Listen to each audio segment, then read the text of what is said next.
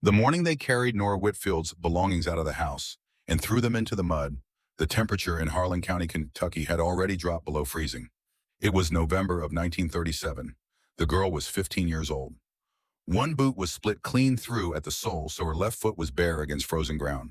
She stood in the lane outside the only home she had known for 3 years, and she watched her dead mother's Bible sink slowly into a puddle of red clay.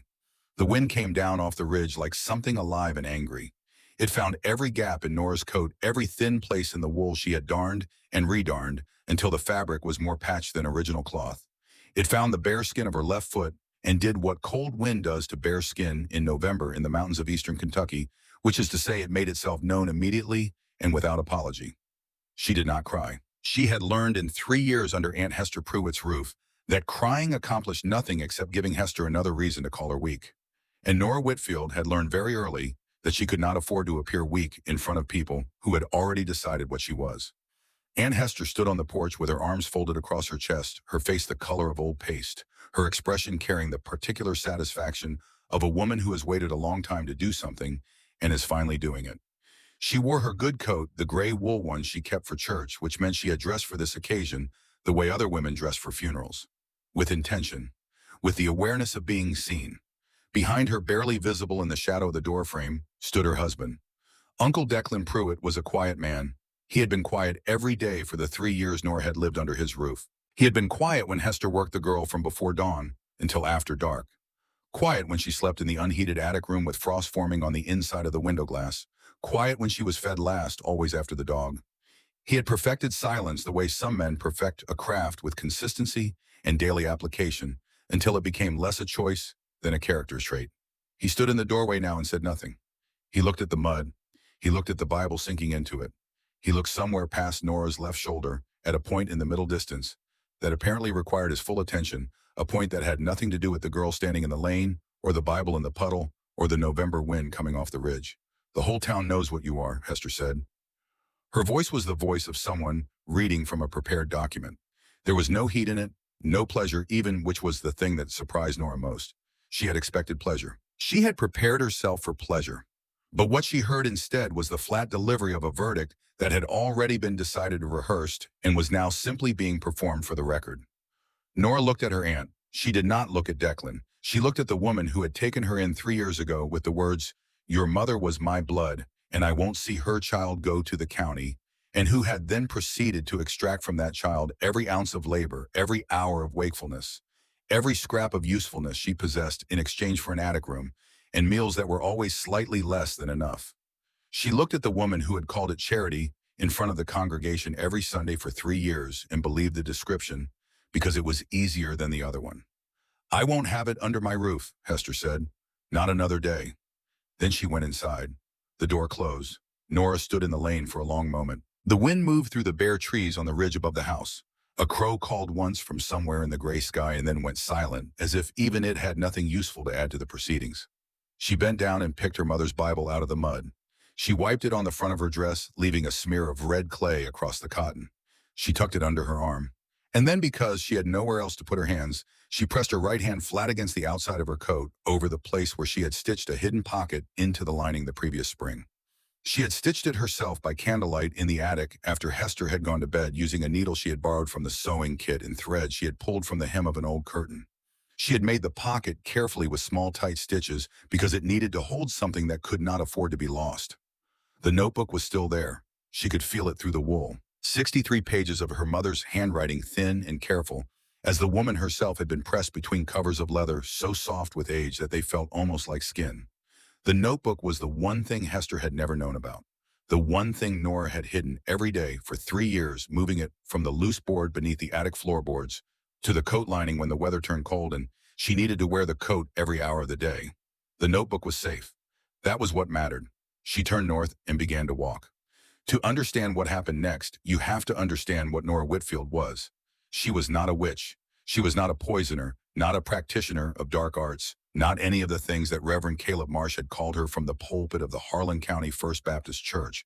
The previous Sunday morning, his voice rising into the rafters with the particular authority of a man who believes that volume is the same as truth. She was a girl who understood plants. Her mother, Eleanor Whitfield, had been the same way. Eleanor had grown up in these mountains in a family that stretched back into the Appalachian Hills for more generations than anyone had bothered to count. And in that family, knowledge of plants was not folk magic or superstition. It was medicine. It was what you had when there was no doctor within 40 miles and the nearest hospital was a 3-hour drive on roads that turned to rivers in spring and ice in winter and mud in every season between. Eleanor had kept a notebook. She had started it when she was younger than Nora and had added to it steadily for 20 years, her handwriting changing from the careful block letters of a girl learning to write to the flowing, slanted script of a woman who had found her voice and settled into it. The notebook held recipes. That was the word Eleanor used for them, recipes, as if healing were simply another form of cooking, which in many ways it was. Chamomile and fennel seed for infant colic, comfrey root for joint pain and inflammation, wild cherry bark and local honey for the deep coughs that came from breathing coal dust, which meant there was never a shortage of patients in Harlan County, feverfew for headaches, elderberry for fever and influenza, yarrow to stop bleeding, golden seal for infection, mullein for the lungs, black cohosh for the complaints that came with being a woman in a body that did not always cooperate, boneset for the bone-deep aching that accompanied the worst fevers. 63 pages, a lifetime of attention. Eleanor had died in 1934 when Nora was 12, and she had left her daughter two things: the notebook and the years of watching and learning that made the notebook legible. Because the notebook was not just a list of ingredients, it was a record of observation. It contained notes about when to harvest and when not to, about which combinations worked and which canceled each other out, about how the same plant could heal in one dose and harm in another.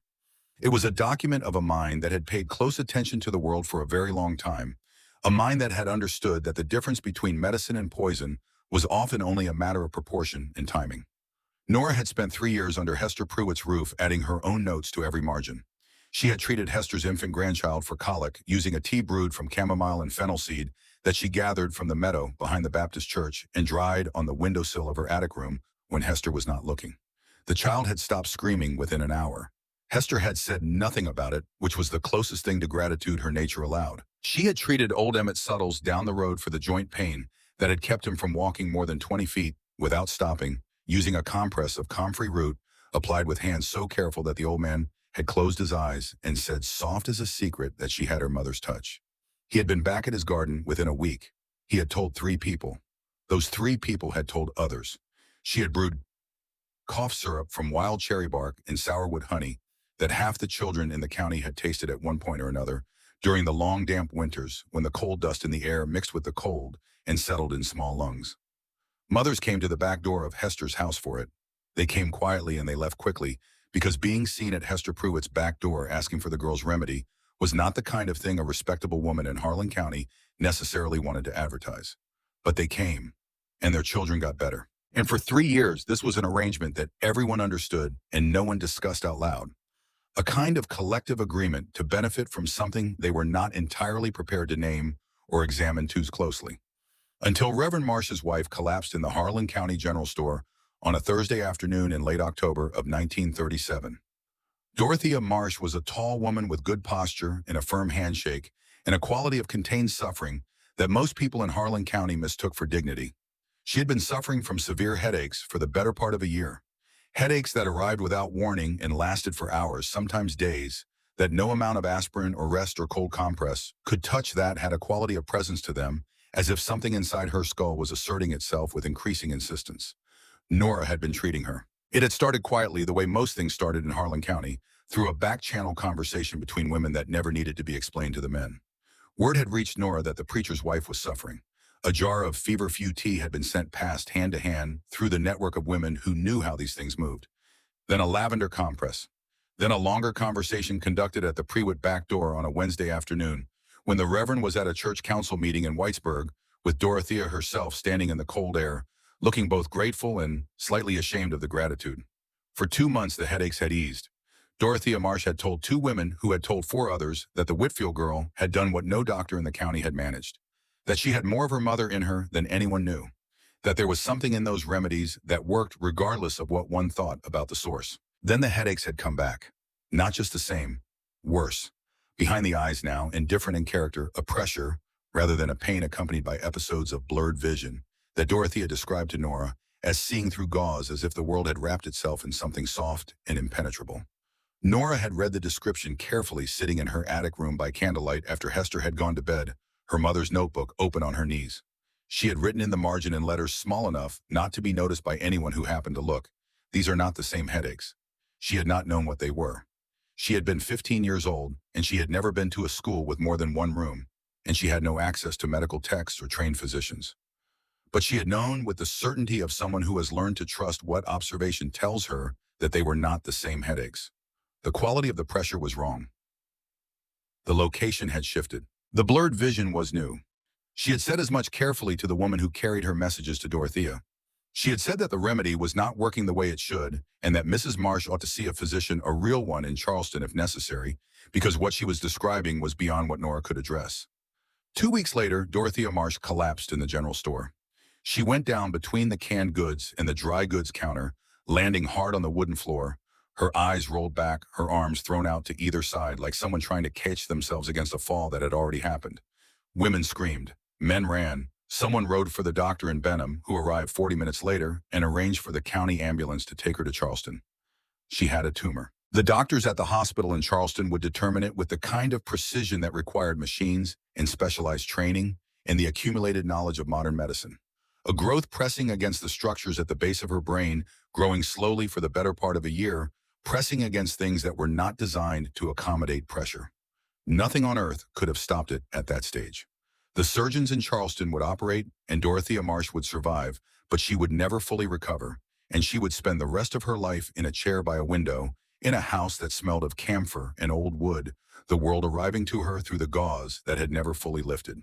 No herb, no tincture, no salve, no syrup, no remedy in any notebook in the world could have cured what Dorothea Marsh had. Nora had known it was beyond her. She had said so as clearly as a 15-year-old girl in Harlan County could say such a thing to the wife of the most powerful man in the community. But Reverend Caleb Marsh needed someone to blame. He stood in the pulpit the following Sunday and he pointed. Nora was not there. She had not attended the Harlan County First Baptist Church since she was old enough to make the choice which Hester had always cited as further evidence of the girl's fundamental wrongness.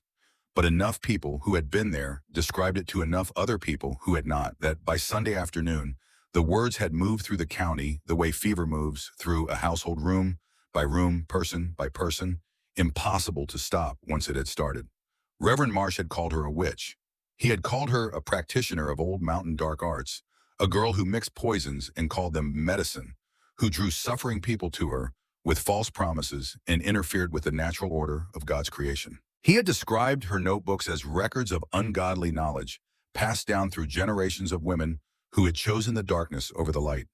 He had spoken about her remedies as a performance of false hope, a counterfeit healing that drew people away from prayer and proper medicine and towards something older and darker and more dangerous. He had spoken for 40 minutes on the subject. He had been afraid. This was the thing that Nora would understand only much later, after enough years had passed to give her the distance to see it clearly. Caleb Marsh had not been a cruel man in the ordinary sense. He had not been malicious in the way of men who enjoy causing harm.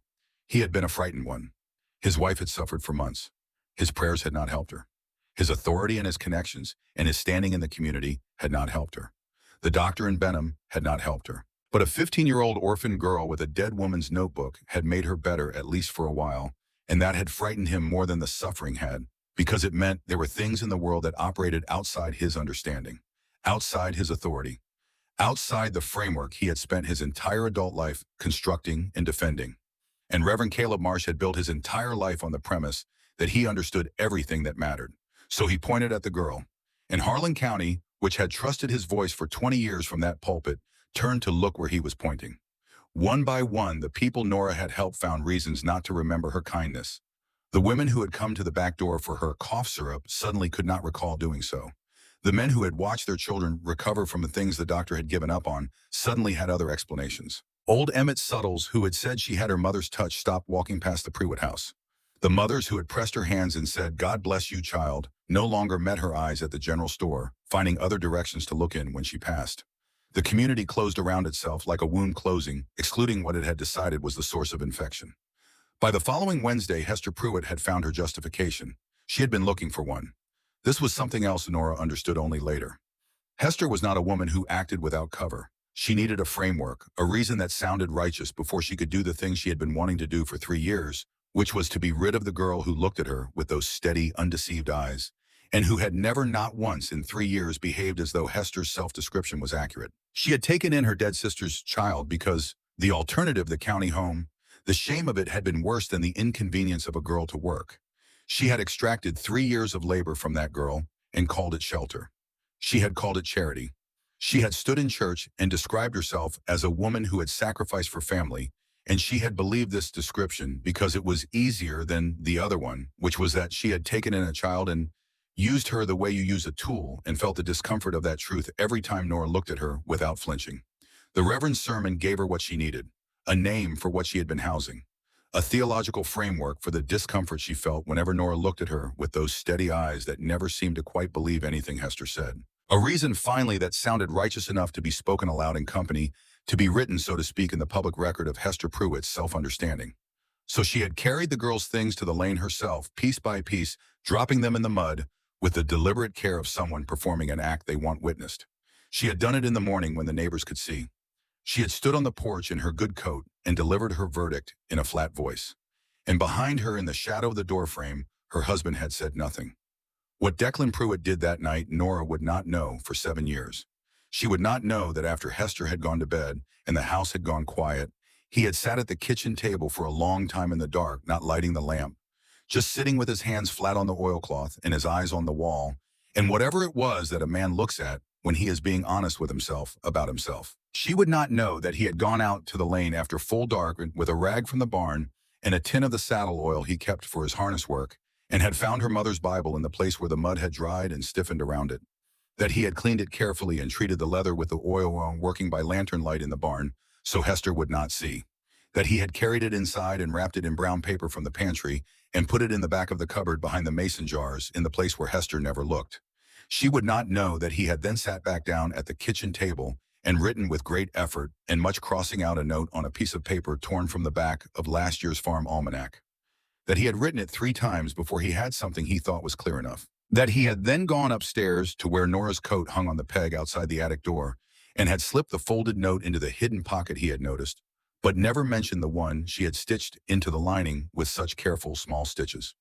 She would not know any of this until Declan Pruitt told her himself 7 years later at the bottom of a staircase in a house that smelled of camphor and old wood.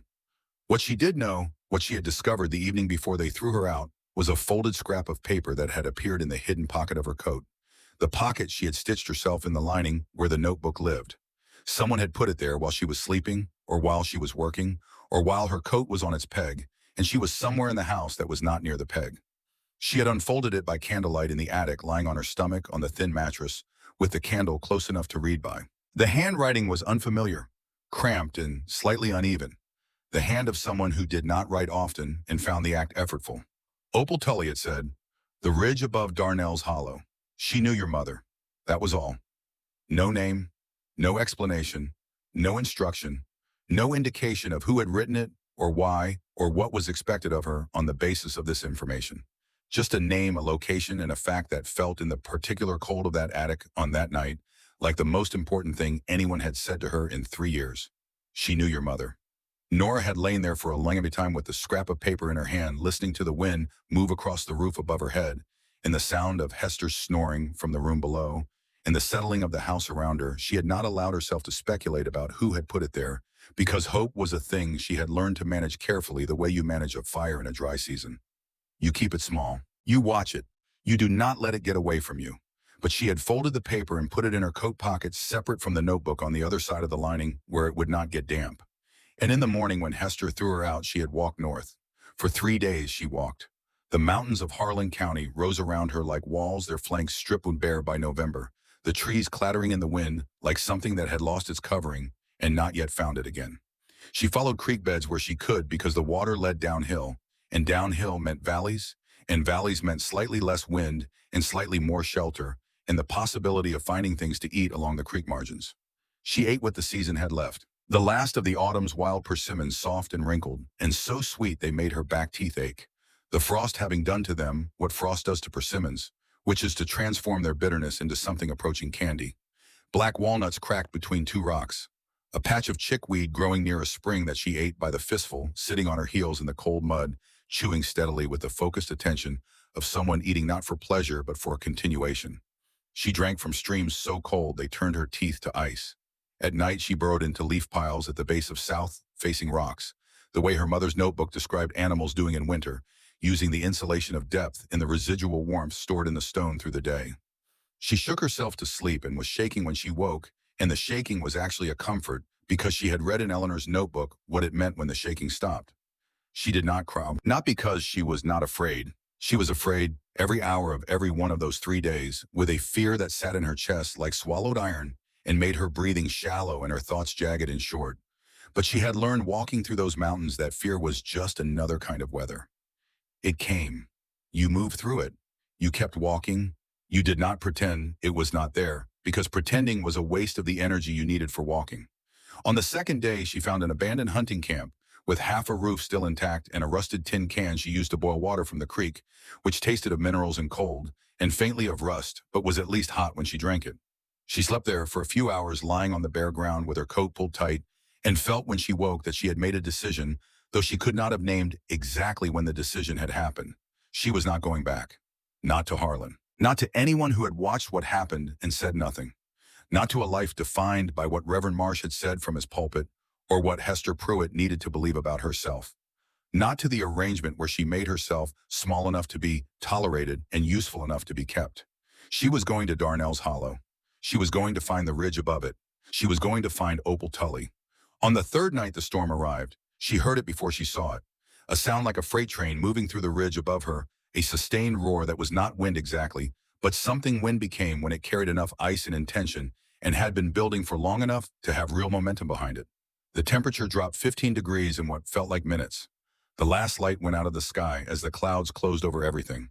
Nora had been moving along a rocky slope above a creek bed when the sleet began. It came sideways, each drop a small, cold blade stripping the last dead leaves from the trees, and turning every surface to glass within minutes. The rocks became treacherous. The trail, such as it was, became indistinguishable from everything around it. She pulled her coat tighter and kept moving, but her feet had lost sensation, and she was stumbling, more than walking, catching herself on tree trunks, going down on one knee, and pushing back up again, her hands bleeding where they had scraped the frozen ground. Her fingers turned white. Then they turned blue. The shaking stopped. She knew from her mother's notebook what that meant. She had read the entry many times because Eleanor had written it with the kind of emphasis she reserved for the things that could kill you quietly.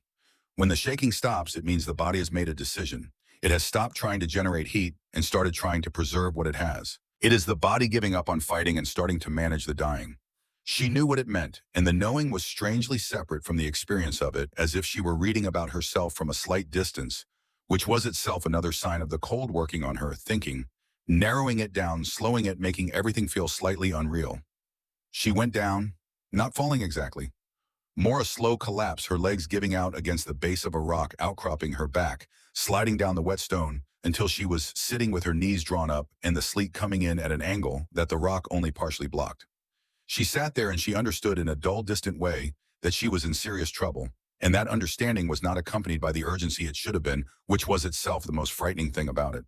Her thoughts moved like frozen water, slowly, with effort, touching things and sliding away.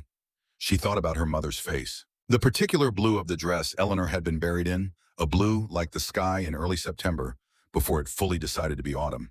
She thought about the way Eleanor's handwriting changed across the 63 pages of the notebook, getting more confident as it went, the letters leaning further forward, as if the woman herself had been leaning into something she was becoming. She saw light. It was at the edge of the trees, maybe 30 yards away through the sleet, in the dark, a soft amber glow that moved slightly the way a lantern moves in a hand. She blinked. It was still there. A figure behind it, or the suggestion of one standing at the tree line in what her half-frozen mind insisted was a blue dress, the specific blue of a September sky. She knew it was not real. She knew that the cold had reached the place in her brain where the difference between real and not real was maintained, and that the maintenance of that difference required warmth and oxygen that she was no longer providing in sufficient quantity, and that what she was seeing was her mind doing the last kind thing it knew how to do, which was to give her something to follow.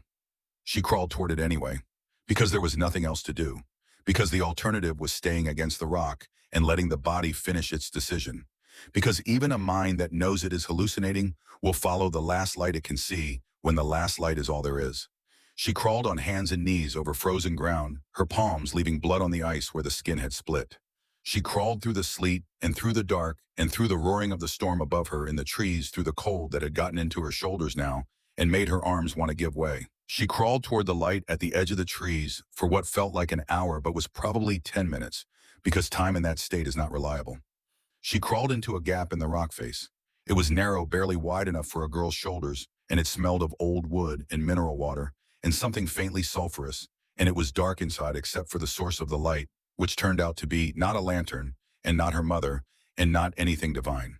It was a piece of mirror glass no larger than her palm, propped against a broken barrel stave, positioned at some angle that had caught a sliver of moon appearing through a momentary crack in the storm clouds, and was reflecting it back into the cave entrance. The light that had guided her across the frozen ground was a reflection. Not her mother, not a lantern, not a vision or a visitation. A piece of broken mirror in an abandoned cave catching the moon. She lay on the cave floor and looked at it for a long time. She lay there while feeling slowly returned to her hands and her feet in the way that feeling returns, which is to say with considerable pain, the pain of circulation resuming in tissue that had decided circulation was no longer coming. She lay there and breathed and felt her thoughts reassemble themselves from the slow, cold fragments they had become back into something resembling coherence. Then she pulled herself further inside, away from the entrance and the wind, into the dark and the stillness that the rock provided. The cold was still there, but the wind was not. The floor was dry. The rock around her had a quality of stillness that felt almost warm, the way thick stone holds the memory of summer long after summer has gone, the way it absorbs heat slowly and releases it slowly and does not forget. She wrapped her arms around herself. She was still alive. That was the sum of everything she knew in that moment, and it was, she thought, enough. She was still alive, and she was out of the wind, and her mother's notebook was still in the hidden pocket of her coat, and the scrap of paper with Opal Tully's name on it was still in the other pocket in the left side of the lining. She slept. When morning came and the storm had passed and pale winter light was entering the cave at a low angle that told her the entrance faced roughly south, Nora Whitfield lay on the floor of what had once been Silas Darnell's moonshining operation and looked up at a ceiling of pale limestone and understood slowly through the returning sensation in her fingers and the gradual reassembly of coherent thought where she was. She had heard of Darnell's Hollow. Most people in Harlan County had. Silas Darnell had run his still up here from 1915 until the revenue men found him in 1920, and the finding had not gone well for Silas, who had been dead of a heart attack before they got him down the mountain, and had not gone well either for his still, which they had destroyed so thoroughly that not much more than rust and memory remained of it. But the cave remained. She sat up and looked at it properly in the thin winter light. It was a hand-dug chamber roughly 30 feet deep and 15 feet wide, with a ceiling high enough to stand upright without stooping.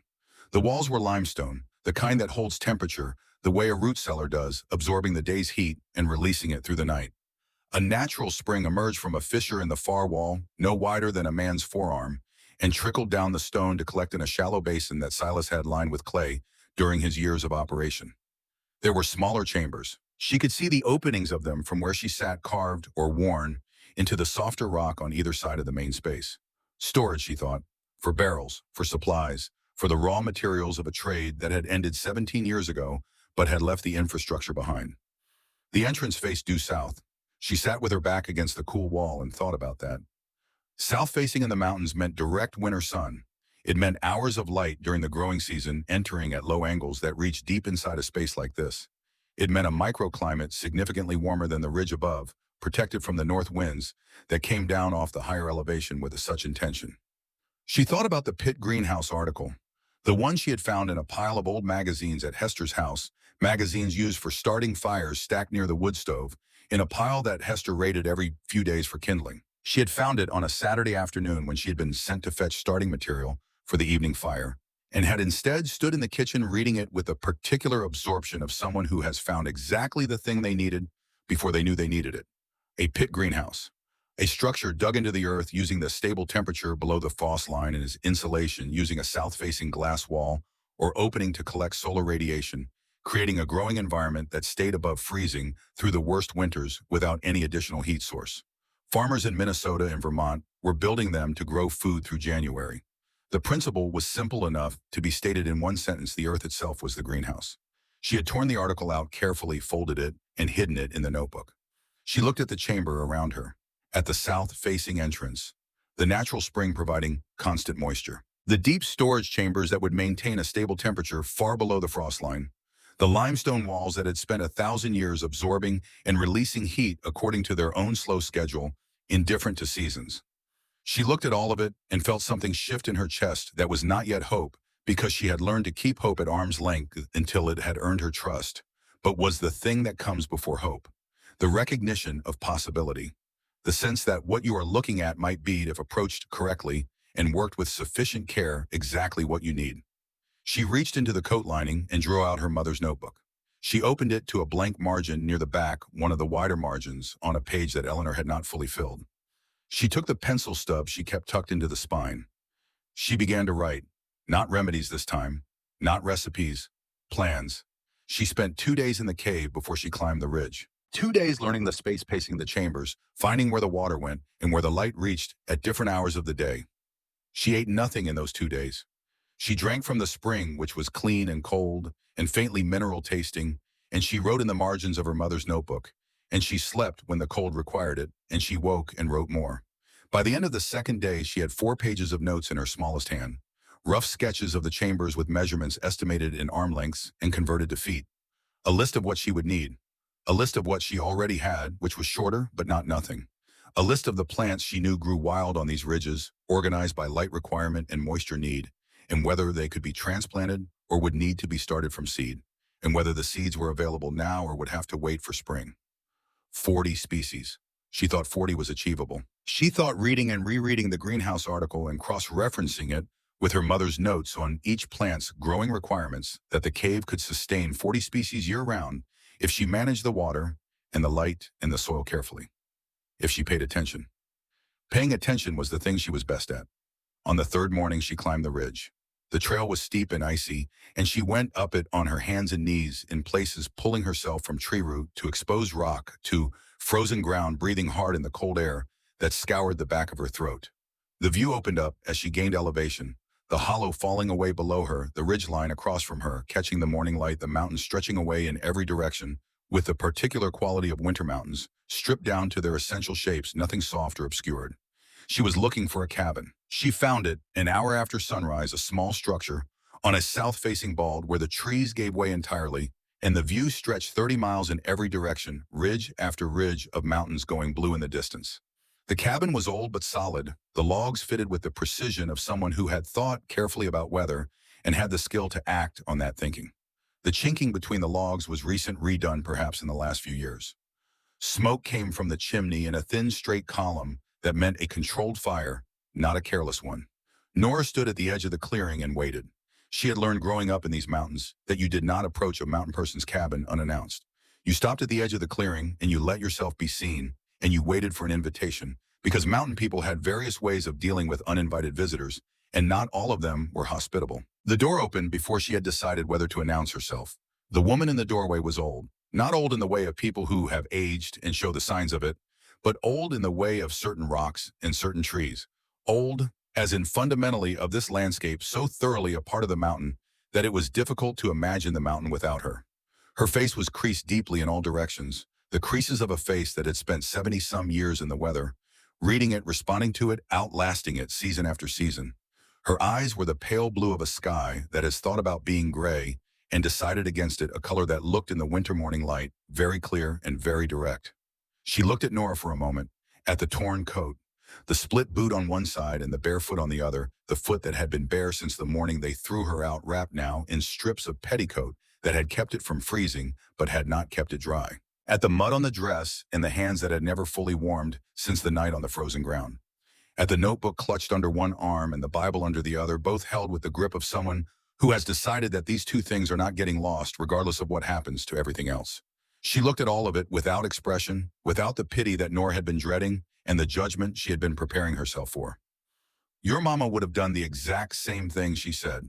Her voice was low and even, the voice of someone who has spent a lifetime saying exactly what she meant and has learned that more words rarely improve on fewer. Come inside, she said. Shura came inside. She sat at Opal Tully's kitchen table and drank a cup of sassafras tea and ate a piece of cornbread and did not speak for a long time because she had not spoken to another human being in 3 days. and the machinery of conversation had temporarily gone quiet inside her like a mill that had been shut down and needed time to start up again. Opal did not push her. She sat on the other side of the table with her own cup and looked out the window at the long view of mountains as if she had all the time in the world and no particular expectations about how this morning was going to go, which Nora would come to understand was simply the way Opal Tully had always moved through life without urgency about things that would happen in their own time. After a while, when the tea had warmed her through and the cornbread had settled the hollow place in her stomach that 3 days of wild persimmons and chickweed had not fully addressed, Nora set down the cup and opened the notebook. She turned to the sketch of the cave she had drawn in the 2 days of planning and laid it on the table between them. She explained what she was thinking. She spoke for a long time, longer than she expected, because the thinking she had done in those 2 days in the cave had been thorough and detailed, and once it began coming out, it kept coming, each part connecting to the next. The way the notes in the notebook connected each piece of knowledge, supporting the ones beside it. The south-facing exposure, the spring, the stable temperature in the deep chambers, the greenhouse principle, and how the cave was a natural version of it. The species she thought could be transplanted and which would need to be started from seed. The water management system she had sketched out using stone channels to direct the spring flow toward the growing areas. The shelving structure she planned to build from Silas Darnell's abandoned barrel staves. The mirror glass she had noticed scattered near the entrance, fragments of what had been a full-length mirror that could be positioned to reflect light deeper inside than it would reach on its own. She talked about the notebook and what was in it. She talked about her mother. Opal Tully listened to all of it without interrupting. She listened with the quality of attention that Nora would come to associate specifically with her, a quality of receiving rather than waiting, as if what she was hearing was going somewhere inside her and being placed carefully alongside other things she knew. When Nora finished, the old woman looked at the sketch for a long moment. She reached out and touched the drawing with one finger, the way you touch something you want to understand through your hands as well as your eyes. Then she looked up. "Your mama had this in her," she said. "This exact thing. The seeing of what a thing could be before it is what it could be." She paused. "You're going to need better boots," she said. Nora looked down at her feet, at the left foot wrapped in strips of petticoat, the right foot in the split boot stuffed with dried leaves for insulation. Something that had been sealed shut in her chest for 3 years, maybe longer, maybe since the morning of 1934, when she had stood beside her mother's grave in the cold November rain and understood for the first time what alone actually meant something cracked slightly. Not open, not yet, but cracked. The way limestone cracks before the water gets in and begins its slow, patient work. She kept her face still. "Yes," she said. "I know. The first thing Nora Whitfield built in the cave was a door, not a real door. She had no hinges, no lumber, no tools beyond a rusted hatchet she had found behind one of Silas Darnell's storage chambers, its handle cracked, but its head still solid, and a hunting knife with a cracked handle that had been in her coat pocket since the summer before kept there, the way mountain people kept knives as a matter of habit and practicality. What she built was a barrier flat stone stacked and mortared with a mixture of clay and moss she packed in wet and let freeze solid in the November temperatures, leaving a gap at the top for ventilation and a narrow passage at the bottom that she could squeeze through on her hands and knees. It took 4 days. By the time she finished, her hands were cut in a dozen places from the stone edges, the cuts too cold to bleed properly, and her knees had bruised through to something deeper than the skin. But the wind no longer came in. The temperature inside the main chamber, which she measured by feel and by the behavior of the spring water, and by the way her own breath no longer clouded as visibly climbed by what she estimated to be 10 degrees. 10 degrees when you are living in a cave in Harlan County in December of 1937 is the difference between enduring and not enduring. She allowed herself one moment of satisfaction standing back and looking at the stone barrier in the thin afternoon light. Then she went back to work. The first winter was a sustained negotiation with starvation. She foraged what the frozen ground gave up, dock root and cattail from the creek margins dug with bleeding hands, when the ice at the creek edge was thin enough to break without plunging her arm through. Dried berries she found on south-facing slopes where the birds had not yet stripped the branches clean. Shelf mushrooms growing from the underside of a fallen hemlock, which she boiled and ate, even knowing they would not do much for the hunger, because they were something, and something was what she had to work with. She set snares from strips of her own petticoat along the game trails above the hollow. She had read the instructions for snaring in a trapping almanac she had found in the attic at Hester's house, and had memorized because she had always memorized things that seemed like they might someday matter. Most mornings she found nothing. Some mornings she found evidence that something had taken the bait and sprung the snare and departed entirely, leaving only the sprung wire and whatever contempt a rabbit is capable of expressing. Twice in December, she found rabbits. She cleaned them with hands that had stopped trembling only because they had gone past trembling into a kind of determined numbness, and she boiled every scrap, the bones and the scraps of hide and everything else, into a broth she stretched across 2 days, drinking it slowly from the tin can that had become her primary cooking vessel.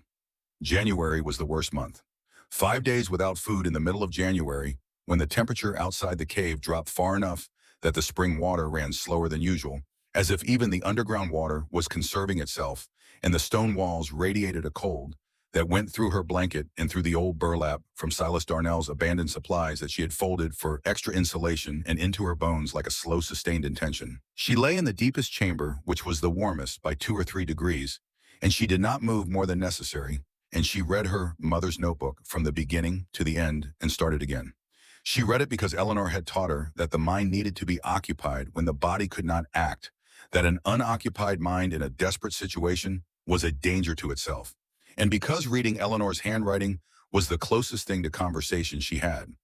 She read the entries she knew by heart and felt them differently in this context, the context of actually needing them, actually using them the way you feel a map differently when you are lost than when you are simply studying geography. On the 6th day, she crawled to the entrance passage and found a rabbit in a snare she had set and entirely forgotten in a stand of cedar at the eastern edge of the hollow. The rabbit was frozen solid. She brought it inside and thawed it slowly by the fire and cleaned it with hands that shook badly now, and boiled every part of it, every bone and every scrap into a broth she drank over 2 days. She would say years later to anyone who asked about those early months that it was the finest meal of her entire life. She was not speaking figuratively. But even in those weeks when the body was managing on minimum and the mind was narrowed down to the next task and the next hour and the next meal Nora was planning, the notebook was always open somewhere near her, not just her mother's entries, but the margins where she had added her own observations in the attic at Hester's, and the later pages she had been filling since she arrived at the cave, pages that now held sketches and measurements and calculations and pencils that she checked and rechecked because she had no one to verify them, and so had to be her own verification. The Pit Greenhouse article was the core of it. She had read it so many times that she could recite whole sections from memory, which she sometimes did quietly to herself in the dark of the deepest chamber, partly to keep her thinking sharp, and partly because the sound of her own voice was the only human voice she had access to, and there was something in hearing it that kept her tethered. The principle was not complicated. Below the frost line, the Earth maintains a nearly constant temperature year-round, somewhere between 50 and 60 degrees, depending on location and depth. A structure dug into that zone is naturally insulated against both summer heat and winter cold. Add a south-facing opening to collect solar radiation, and you have a growing environment that stays above freezing through January in Minnesota, through February in Vermont, through the worst of a Harlan County winter, without any additional heat source whatsoever. The cave was not just a pit greenhouse. It was a pit greenhouse that had been refining itself for 10,000 years, making adjustments season by season, settling into its own optimal configuration through a process that made human engineering look hurried. The main chamber sat roughly 8 feet below the surface grade at its deepest point. The natural spring meant constant moisture, which moderated temperature swings the way all moisture does, absorbing heat slowly and releasing it slowly, dampening extremes. The south-facing entrance admitted direct sun from mid-morning through mid-afternoon during the growing season. The limestone walls absorbed that solar energy and released it slowly through the night, so that the temperature swing between midday and midnight was far smaller inside the cave than outside. The deep storage chambers that Silas Darnell had carved for his barrels maintained a temperature she calculated from the behavior of water in her own skin and the way certain foods kept or did not keep of roughly 55 degrees year-round, cold enough to slow decomposition, warm enough to sustain root growth and dormant plant metabolism. It was, she wrote in the notebook during that long January, almost as though someone knew what I would need here and prepared it in advance. She crossed that out. Then she wrote it again because crossing it out had felt like a kind of ingratitude toward whatever agency, geological or otherwise, had made this place exactly what she needed. Spring came late that year, not truly spring until mid-April, when the redbuds appeared on the south-facing slopes, like something the mountain had decided to offer after a particularly hard winter, and the creek below the hollow ran brown and fast with snowmelt. Nora had been in the cave for 4 months. She was 16 years old, and she weighed less than she had weighed at 13, and she was stronger than she had ever been in her life, which was a paradox. She did not spend time examining because there was too much work to do. She had spent February and March preparing. The barrel staves from Silas's abandoned supplies became shelving, rough but functional, tiered to maximize the light that entered through the south-facing entrance at different times of day, positioned so that the plants with the highest light requirements could be placed at the levels where the reflected and direct light was strongest. She chinked the gaps between the staves with moss to retain the moisture in the soil. She shaped flat stones into channels and packed the joints with clay to direct water from the spring basin toward the growing areas in a controllable flow, so she could increase or decrease the moisture to different sections based on what the plants in those sections needed. The mirror glass was the piece she was most pleased with. There had been perhaps 24 pieces of it scattered near the entrance, fragments of what had been a full-length mirror that Silas had apparently kept for some purpose she could not determine and did not spend much time trying to.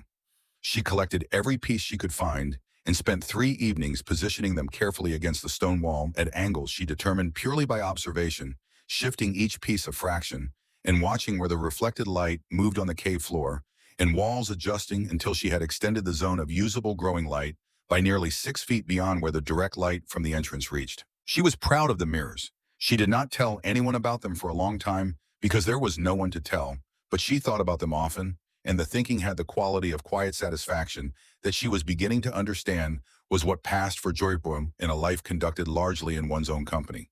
When the ground thawed, she went to work on the plants. She knew these ridges. 3 years of ranging the margins of Harlan County gathering herbs for her remedies under the cover of whatever errand Hester had sent her on had given her an intimate knowledge of every south-facing slope and damp hollow and stream margin within 4 miles. She knew where the golden seal grew thick on the north-facing banks under the old beeches, its distinctive broad leaves and yellow roots waiting in the shade. She knew the ginseng patches which she had never harvested, only observed year after year, counting the distinctive red berry clusters each autumn and noting in the notebook which plants were old enough to be useful and which were still years away. She knew the elderberry stands along the creek margins, the yarrow meadows behind the abandoned Cutter farm, the mullein colonies in every rocky clearing where the soil was thin and the sun was strong, the wild cherry trees on the high ridges. She transplanted with the care of a surgeon and the patience of someone who understands that the difference between a plant that survives transplanting and one that does not is almost always in the handling of the roots. Each plant came up with as much root intact as she could manage, wrapped immediately in damp moss that she kept wet with spring water carried in the tin can. She worked in the early morning when the air was cool and the plants were not yet stressed. By midday, heat moved quickly and replanted immediately, pressing the roots into soil she had prepared in the cave chambers by carrying forest floor material inside by the bucket, working uphill with loaded containers until her arms ached to the shoulder. She learned through observation and failure what each plant needed. Ginseng and golden seal went into the dim back chambers where temperature and moisture mimicked the deep forest shade of their native habitat. They went in skeptically, the way ginseng always behaves when disturbed, withdrawing into itself for weeks before showing any signs of adaptation. Nora checked them every morning and every evening, adjusting moisture levels, watching for the fine root hairs that would indicate the plant had decided to stay.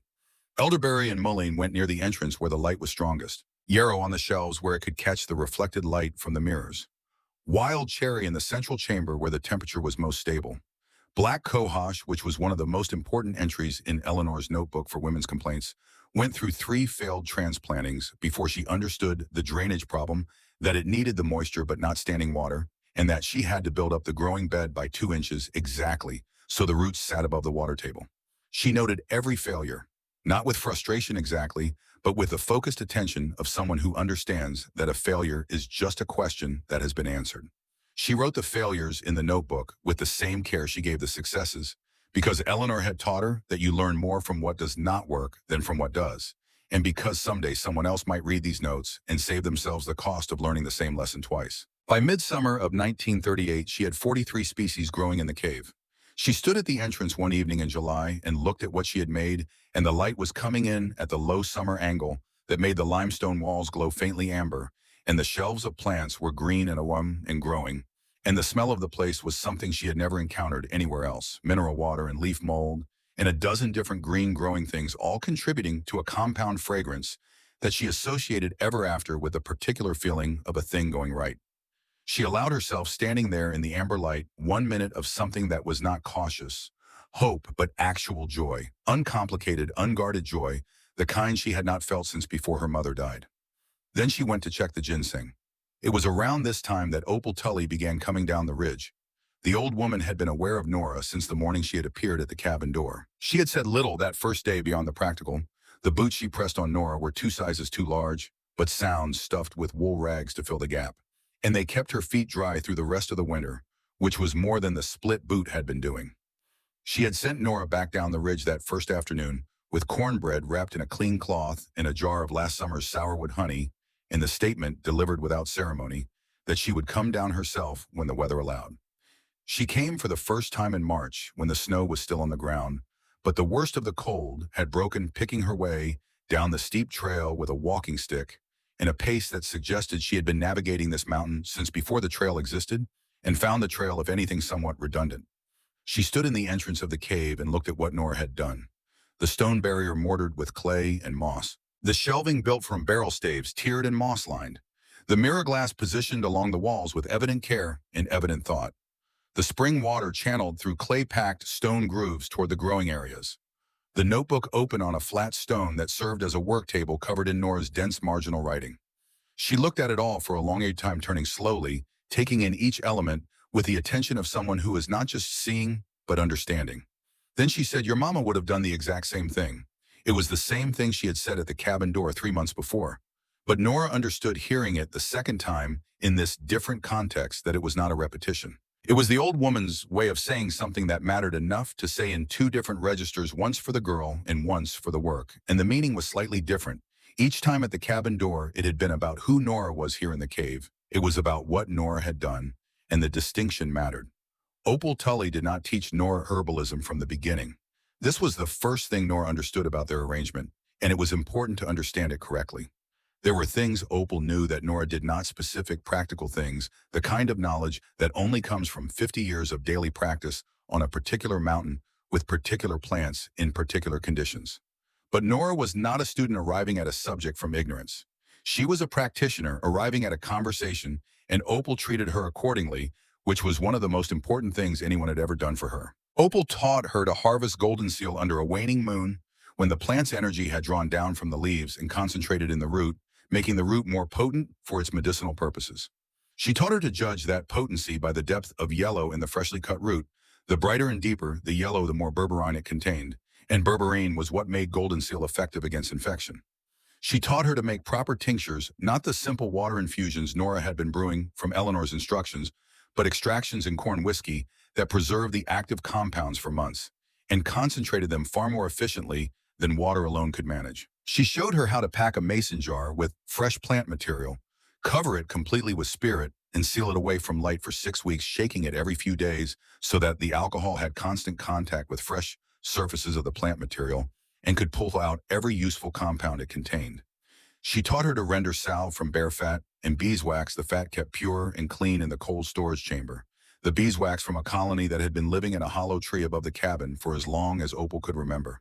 Nora's mother had made salve, but with commercial lard that went rancid in summer. The bear fat stayed sweet through the hottest August, and the beeswax gave the salve a quality of skin contact that lard could not match. Nora showed Opal the mirror system and watched the old woman study it without comment for several minutes, moving from one mirror to the next, tracing the angles with her eyes, understanding the geometry. She showed her the irrigation channel and the tiered shelving and the way she had organized the planting. She showed her the page in the notebook where she had recorded the temperature in each chamber at different times of day across the 4 months of winter and the calculations she had made from those readings about what would grow where and when. Opal looked at the temperature records for a long time. Then she touched one of the ginseng plants in the back chamber, the largest of the ones Nora had transplanted in April. Its leaves now a deep and settled green that indicated a plant that had made its peace with its new environment.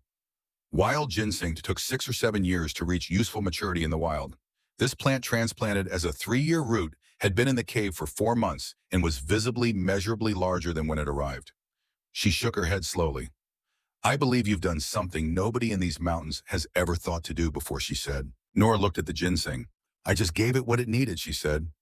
Opal looked at her with those pale blue eyes that missed nothing. "That's all anything ever needs," she said. "The trouble is most people don't know what that is.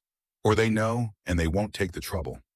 It was in one of those early sessions in the long summer of 1938, when the cave was green and growing and Opal came down the ridge 3 or 4 times a week, that the old woman told her something she had not known. They were sitting at the cave entrance in the late afternoon, the light going golden and low on the ridge above Opal, with her walking stick across her knees and Nora with the notebook open in her lap.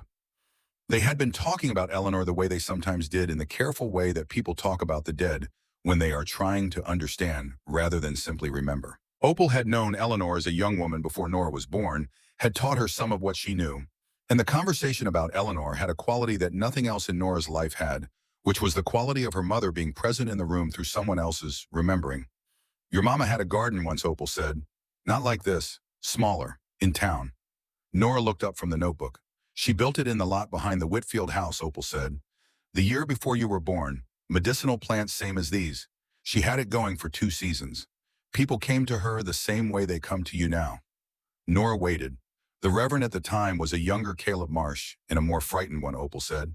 He got the congregation worked up about it the same way he got them worked up about you. Called it the same things. Your mama took the garden down herself before they could destroy it. Packed up what she could save and moved out to the edge of the county. She never built another one in town. She never talked about it. I don't think she ever stopped grieving it. The light moved across the cave entrance. A thrush called once from somewhere in the trees below and was answered by nothing. She didn't tell me, Nora said. She didn't want you carrying it, Opal said. She thought if you didn't know, it couldn't hurt you the same way. She thought she was protecting you. Nora looked at the notebook in her lap, at her mother's handwriting running through the pages, the careful, unhurried script of a woman who had put her knowledge somewhere it could not be taken from her, somewhere it could survive what had been done to the garden. She understood sitting there that the notebook had not been just a record. It had been Eleanor's refusal to let what had been destroyed stay destroyed, her way of ensuring that what she had learned would outlast what had been done to her. Her answer to a man who had stood in a pulpit and pointed. She thought about Reverend Marsh, about the way he had stood in that same pulpit 20-some years later and pointed at Eleanor's daughter. He has done this before, she thought, to my mother before me. And she did not let it stop her entirely, even if she had to change her form. Neither will I. She closed the notebook. She went back to work. They fell into a rhythm through that summer and into the autumn and through the following year. Opal came down 3 or 4 times a week, sometimes bringing food, sometimes not. She brought knowledge the way she brought everything else, without ceremony, without hierarchy, in the course of doing rather than informal instruction. She would be examining a shelf of plants and say something like, you want to harvest the elderberry before the first frost, not after the frost changes the composition of the berries in ways that matter for the medicine, and then she would move on to the next thing, leaving the information lying there for Nora to pick up and examine and add to the accumulating store. Nora picked up everything. She wrote it in the margins of the notebook in her smallest hand, compressing observations and techniques into the spaces available, fitting new knowledge around old, the way you fit stones in a wall, each piece shaped by what surrounds it, each piece necessary to the integrity of the whole. In the evenings after Opal had gone back up the ridge, Nora ordered books. She had begun selling ginseng in the summer of 1938. The large roots she had transplanted were maturing faster than wild roots. Just as Opal had noted with quiet amazement, and ginseng commanded a reliable price from the buyer in Harlan, who shipped it north to buyers who cared more about what it was than where it had come from.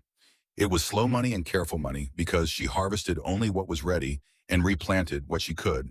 But it was enough, combined with the trading she did for remedies, to maintain a small account at the general store in Avarts, which was the closest town, and which she reached by a 4-mile trail she could walk in under 2 hours.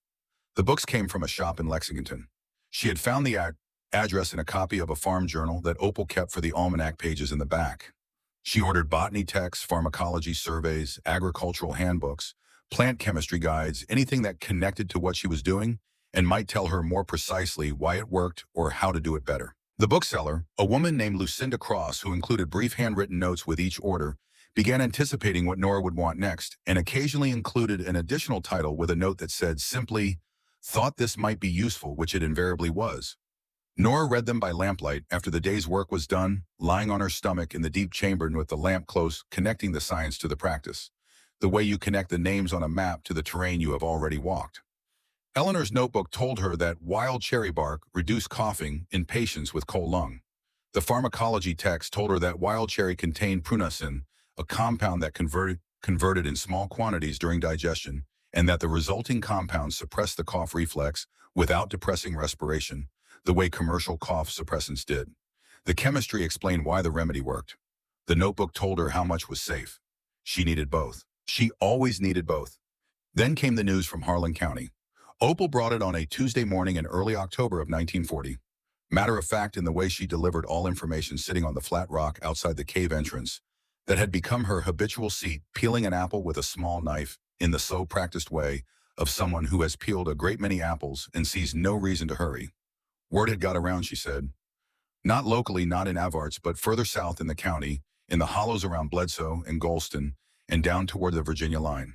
People were talking about a woman in Darnell's Hollow who could cure what ailed you. Nora was transplanting a division of black cohosh near the entrance and did not stop working. What kind of people, she said. Sick ones, Opal said, and there went on peeling the apple. The first came at the end of October. A man named Harlan Burke, a coal miner from Bledsoe, who had been off the job for 3 weeks with a cough so severe it had cracked 2 of his ribs, brought up the steep trail by his wife and his oldest son, who held him under the arms on the steep sections, because Burke himself was using all his available capacity just to keep moving. Nora examined him. She listened to his chest the way her mother had taught her, ear pressed flat against his back, in the position that gave the clearest picture of what was happening in the lower lobes, hearing the wet crackling that meant fluid and inflammation, but not yet the fixed dullness that meant consolidation. She read the color of his skin and the character of his cough and the quality of his breathing, the information from each sense combining into an assessment that was not guesswork, but the product of years of accumulated observation. She gave him a syrup of mullein wild cherry bark and a third ingredient, her mother's notebook called lungwort, which she had been cultivating in the dim back chamber for 2 years, and which the pharmacology text had confirmed contained compounds with genuine bronchodilating properties. She told his wife how to administer it. She told her what to watch for.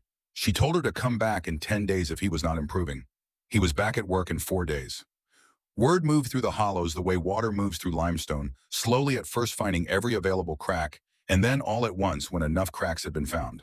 A mother came from Cobb Creek with a toddler burning with fever, the child's skin dry and hot, in the way that Nora had learned to associate with the beginning of crisis, the fever not yet breaking, but close to the line where it stopped being the body's defense and started being the body's enemy. She treated the child through the night with elderberry syrup and yarrow tea, sitting on the cave floor with the toddler in her lap, while the mother dozed against the wall, checking the child's temperature with her palm and her lips every half hour, adjusting the yarrow concentration.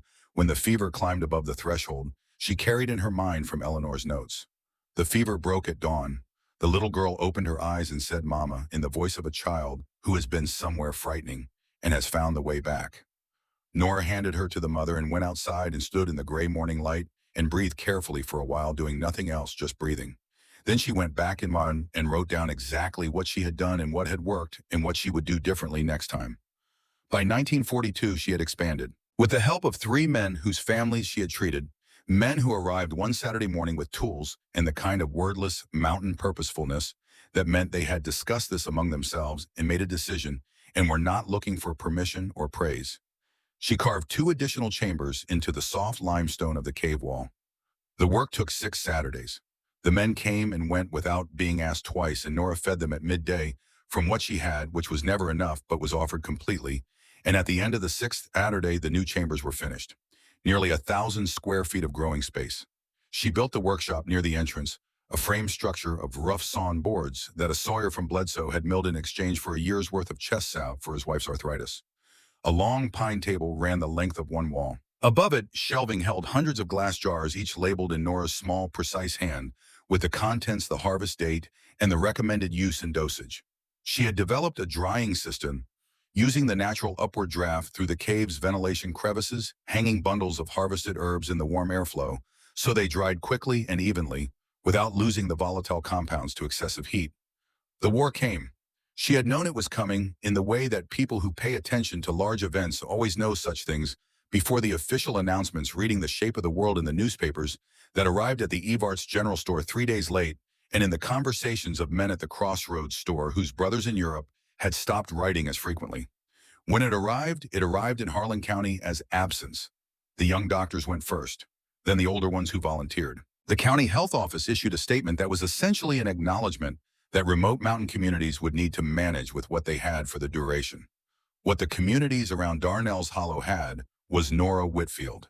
She worked 16-hour days, rising before dawn to tend the plants, beginning the day's medicine preparation As the light came into the entrance, seeing patients through the morning and early afternoon returning to cultivation and preparation in the late afternoon reading and recording by lamplight until past midnight. She existed in a state of sustained, purposeful exhaustion that was, she recognized, not entirely unlike the state of the cave itself, always working, always producing, always moving toward the next thing. She trained women. This was the work she had not fully anticipated, and that became in some ways as important as the medicine itself. She began with the wives and mothers, who came most often, teaching them the simpler preparations: how to make elderberry syrup, how to brew a proper yarrow infusion for fever, how to prepare the chest poultice of mustard seed and eucalyptus that open congested lungs in children.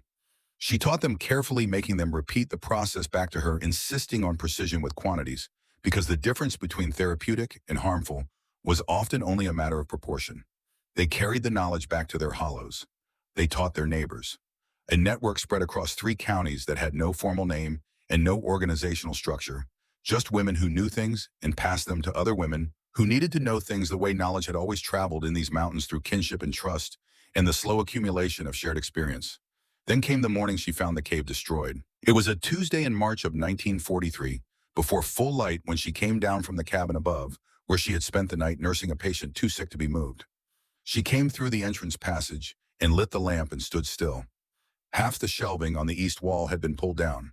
Jars were broken on the floor, their contents scattered, the careful labels she had written face down in the mess. 3 of the growing beds near the entrance had been torn up, the plants pulled out and thrown against the wall. She stood in the middle of it and held the lamp and did not move for a full minute. Then she set the lamp down carefully on the pine table, which had not been touched, and she knelt on the floor and looked closely at what remained and what was gone. The back chambers were untouched. The ginseng was untouched. The tinctures in the deep storage were untouched. Whoever had done this had worked fast, and in the front chambers, only doing visible damage. Theatrical damage, the kind meant to be seen and felt rather than the kind meant to be permanent. She knew who had done it. Not with certainty, not the kind you could speak aloud in a room with other people, but with the particular knowledge that comes from paying attention to human beings the way you pay attention to plants, watching what they need and what they fear and how those 2 things drive behavior. Silas Marsh Jr. was 19 years old and the image of his father, not physically, but in the architecture of his interior, built on the same fear of what he could not control and the same habit of reaching for authority when the fear got loud enough.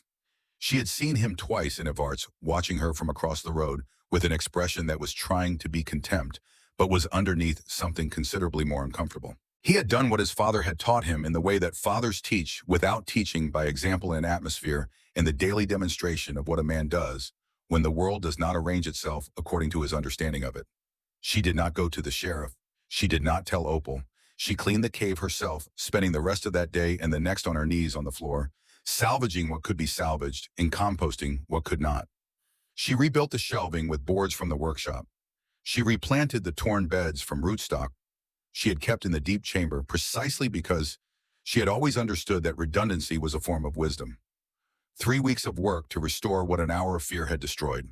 She worked in silence, and she did not speak of it to anyone, and she continued her work exactly as she had before, without adjustment, without acknowledgement, as if it had been a weather event rather than an act of human malice. Word got around anyway. It always did in the mountains.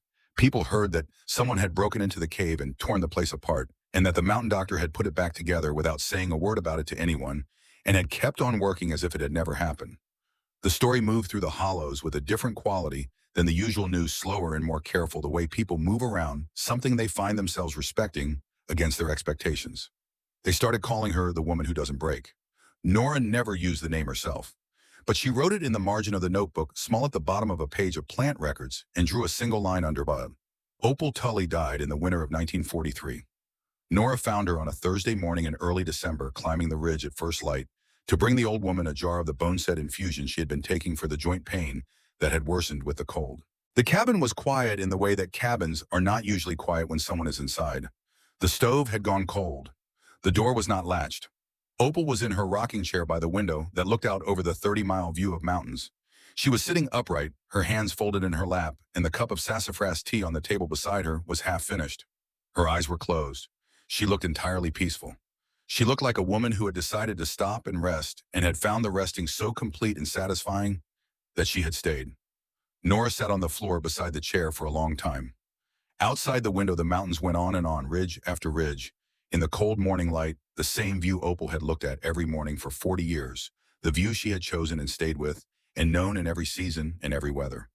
It occurred to Nora that there were worse things than ending in a chair looking at something you had loved your whole life. She buried Opal on the ridge at the edge of the bald, in the ground that was hard, but not yet fully frozen, digging through the afternoon with a mattock from the barn. She dug deep the way her mother had taught her, deep enough that the ground would not heave in spring, deep enough to be respectful of the person you are laying down. She planted wild bergamot on the grave.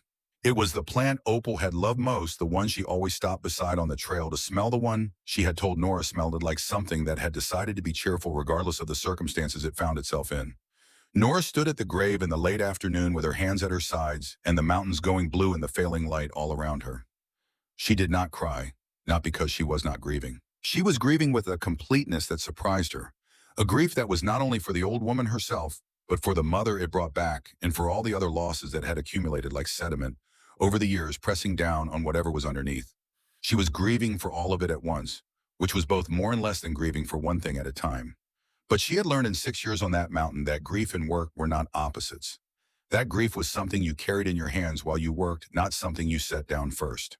That the world did not pause for grief, and that the work did not pause for grief, and that grief itself, if you let it, became part of the work. She had 400 patients across 3 counties who needed their medicines prepared before the worst of winter arrived. She went back down the ridge. She went back to work. The morning they came up the mountain, Nora heard them before she saw them. She was in the deep chamber checking the ginseng by lamplight, in the way she did every morning, regardless of season, moving the lamp slowly along the row of roots and reading each plant, the way a doctor reads a patient color and posture and the quality of new growth at the crown. The ginseng had been in the cave for 6 years now. The largest roots were approaching a size she had never seen in wild plants, accelerated by the stable temperature and the consistent moisture and the careful management she gave each one.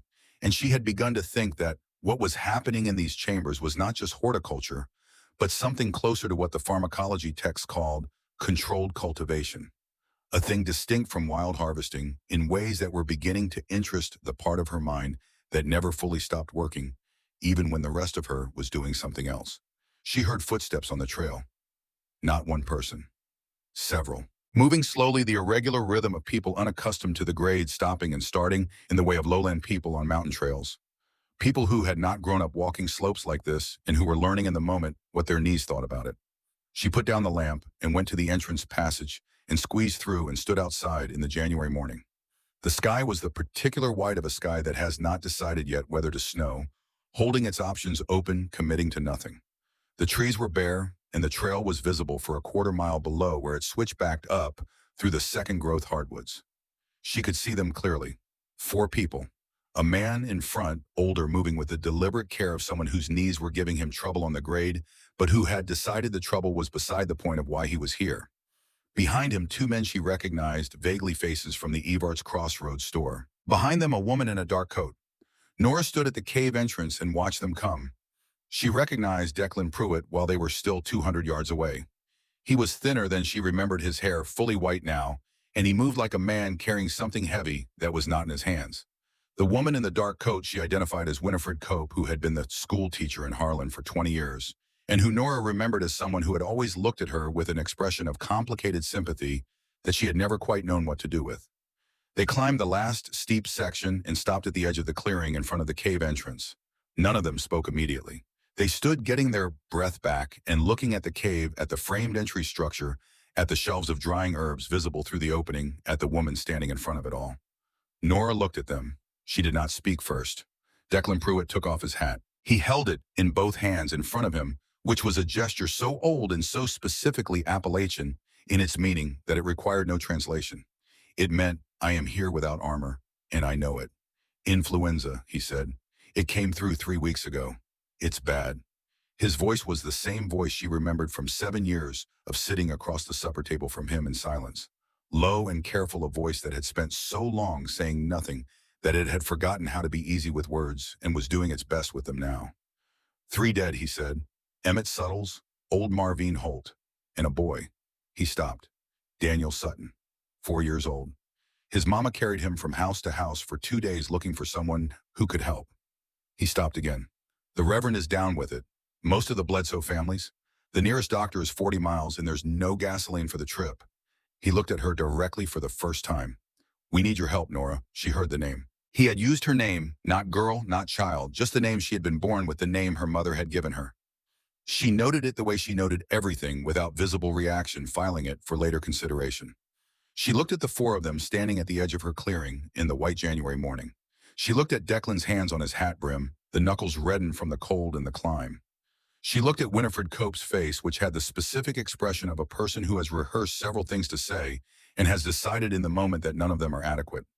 She thought about Daniel Sutton, 4 years old, carried from house to house by his mother in the January cold, while the county that had called a 15-year-old girl a witch and thrown her into a November ice storm could not produce a single person capable of treating a child's fever. A 4-year-old boy dead because the knowledge that could have helped him had been driven out of the county 7 years ago by a frightened man's sermon and a community's willingness to follow it. She thought about that for a moment. She allowed herself to think about it completely without turning away from it. Then she went inside to pack. She packed for 50 people, not because she was certain there were 50 sick. She did not know how many there were. She packed for 50 because she had learned in 6 years of mountain medicine that the difference between enough and not enough was often the difference between life and death, and that the weight of carrying too much downhill was a problem she was willing to have. Elderberry syrup 12 quarts in sealed jars. Echinacea tincture 8 bottles. Yarrow tea dried and packaged in measured doses. Boneset infusion for the deep muscle aching that characterized this strain of influenza 4 quarts. Chest poultice material mustard seed and eucalyptus packed in cloth squares ready to wet and apply. Willow bark extract for fever and pain. 6 bottles each labeled with the dosage she had calibrated over years of observation and never changed without evidence.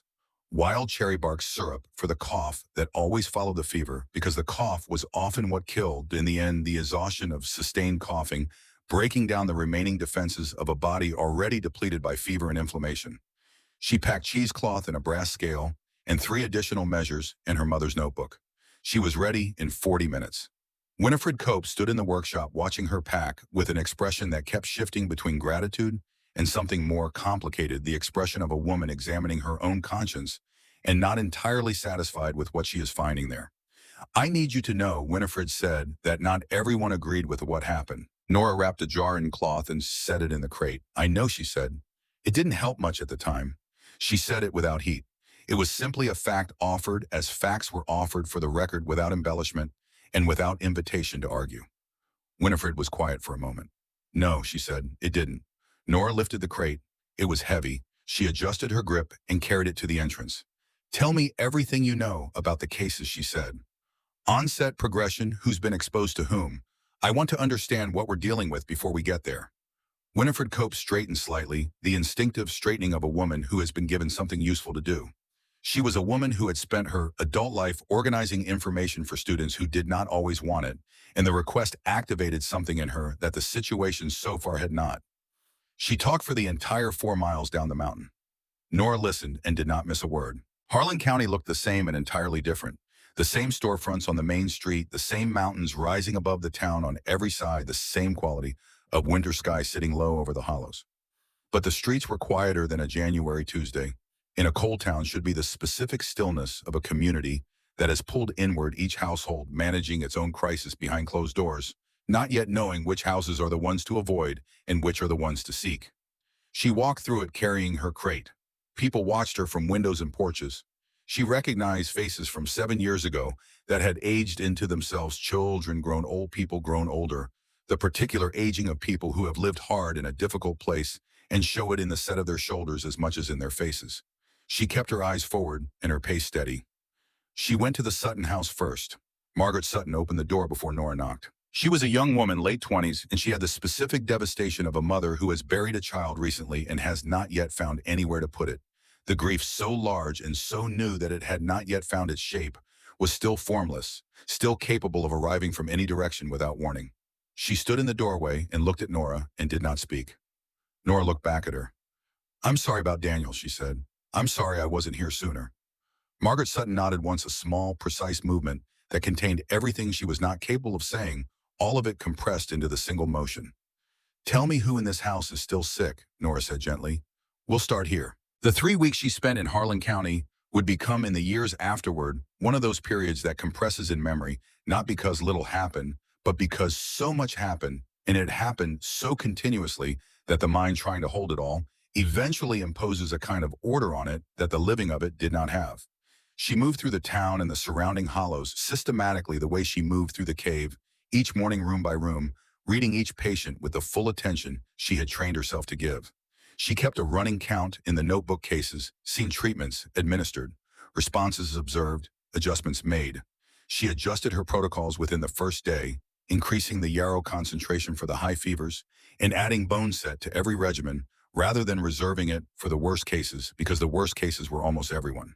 She slept on a pallet in the church basement. She had not been inside the Harlan County First Baptist Church since she was 12 years old, since Eleanor's funeral, and the building had the particular quality that places have when they contain both a significant memory and the present moment when the past and the present occupy the same space simultaneously.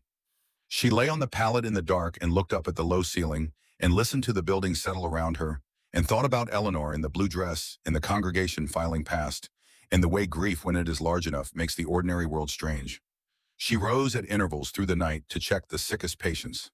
She brewed fresh tea over a small wood stove in the basement kitchen, measuring doses by lamplight. She taught the healthier women the simpler preparations, standing at the kitchen table in the early hours, showing them how to make the yarrow infusion, how to judge when a fever was crossing from the body's natural defense into something dangerous, how to prepare the steam tent from blankets and boiling water infused with eucalyptus and peppermint that opened congested airways in children. She taught, freely holding nothing back. This was not generosity in the soft sense. It was a matter of principle she had arrived at through clear thinking. Healing knowledge was not something to be held and hoarded. It was something to be moved, passed from one set of hands to another, kept in motion the way water was kept in motion because water that stopped moving went stagnant, and so did knowledge.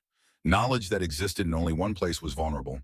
Distributed, it was nearly indestructible. She watched the women and she taught pick it up with the same focused practicality she had always seen in mountain women when they were given something real to work with and trusted to do it right. They wanted to know what to do, and they wanted to know it precisely, and they wanted to be trusted to do it without supervision. Nora gave them all three. She went to Reverend Caleb Marsh on the fifth day. The Marsh house was a two-story frame structure on the good street, the street of mine, supervisors and church elders, and the town doctor. It smelled of camphor and old wood, and the specific closed-room quality of sickness that had been going on too long without adequate ventilation. Dorothea Marsh was in a chair by the window in the front room, as she had apparently been for most of the 3 years since her surgery in Charleston. She was not the woman Nora remembered, or she was that woman so thoroughly changed by what had happened inside her skull that the continuity between the two required effort to perceive. She turned her head when Nora came in and looked at her for a long moment with eyes that held a complicated recognition. Nora stopped beside the chair. She took the woman's pulse with 2 fingers at the wrist, noting the rate and the quality without making it a production. She looked at her color and her skin and the quality of her breathing. She reached into her bag and brought out a small bottle. "Take this twice a day," she said, 4 drops in water. "It will help with the headaches." Dorothea Marsh looked at the bottle. "After all this time," she said. Her voice was slow, the speech of someone for whom words had become more effortful than they used to be. "After all this time," Nora said. "Yes." She left the bottle on the windowsill and went upstairs. Reverend Caleb Marsh was in the back bedroom at the top of the stairs. He was smaller than she remembered, or the bed was larger, or sickness had accomplished what 7 years had not quite managed. It had reduced him to the dimensions of an ordinary man. He lay against the pillows with his eyes closed, his breathing audible from the doorway, the wet, rattling quality in the lower lungs that she needed to address before it worsened into something that could not be reversed. She set her bag down and went to work. She listened to his chest. She took his temperature with her lips pressed to his forehead, an old method and a reliable one for someone who had done it enough times to have calibrated the sensation. She checked his pulse and the color of his lips and the way he responded to her touch. She prepared the poultice at the small table in the corner and applied it to his chest and covered it with flannel and arranged the bedding to hold the heat. She brewed the willow bark tea on the small stove in the hallway and brought it in and sat in the chair beside the bed and spooned it into his mouth, slowly waiting for each swallow before offering the next. He surfaced partway through, his eyes opened unfocused at first, moving across the ceiling, and then finding her face with the gradual assembly of recognition that fever recovery produced. He looked at her for a long time. She continued giving him the tea. She came back each of the next 3 days. Each time he was further from the fever and more present in the room, the man reassembling himself from the illness, the way people reassemble from fevers slowly with effort, the self returning to itself in pieces. On the third day, he was sitting up against the pillows when she arrived. His color improved, his breathing, clearing to something approaching normal. He watched her prepare the morning dose with the focused attention of a man who has been thinking about something and is organizing himself to say it. She handed him the cup. He took it and held it in both hands and did not drink immediately. I need to say something to you, he said. His voice was not the pulpit voice. It was quieter than that, and it came from somewhere below the performance of himself, from the place that sickness sometimes reveals in people, the place that exists when everything that covers it has been temporarily stripped away by fever and helplessness, and the honest accounting that tends to accompany them. Nora sat in the chair. She waited. I wronged you, child, he said. The word child came out with a slight hesitation, as if he had started to say something else and corrected himself. You were 15 years old, and I stood in that pulpit, and I pointed at you in front of everyone, and I knew while I was doing it that it was wrong. I knew it before I said the first word. He stopped. Outside the window somewhere in the cold street, children were playing. Their voices came in thin and high, the particular sound of children who have been kept indoors and are using the first acceptable outdoor day with the intensity of the long confined. I was afraid, he said, because I didn't understand what you did. And I was proud because admitting I was wrong felt like it would cost me everything. My authority, the congregation's trust, my understanding of how the world was ordered. All of it built on the premise that I understood what mattered and could tell other people what to think about it. And here was a 15-year-old girl doing something I couldn't explain and couldn't control, and it frightened me more than my wife's suffering had. So I made you pay for both my fear and my pride. He looked at the cup in his hands. You were a child, he said, and I sent you into a November ice storm with nothing. The room was quiet. Nora looked at him. She looked at the old man against the pillows reduced by sickness to his actual size, and she thought about what it had actually cost her. The 3 years under Hester's roof, bad but survivable. The night of the storm that had been very nearly not survivable. The first winter in the cave that was not survivable by any reasonable calculation, and that she had survived through stubbornness and luck and a frozen rabbit. The 6 years of work, the loneliness of the first 2 years before Opal came, the morning she found the cave destroyed and had to build it back from the wreckage of a frightened boy's inherited theology.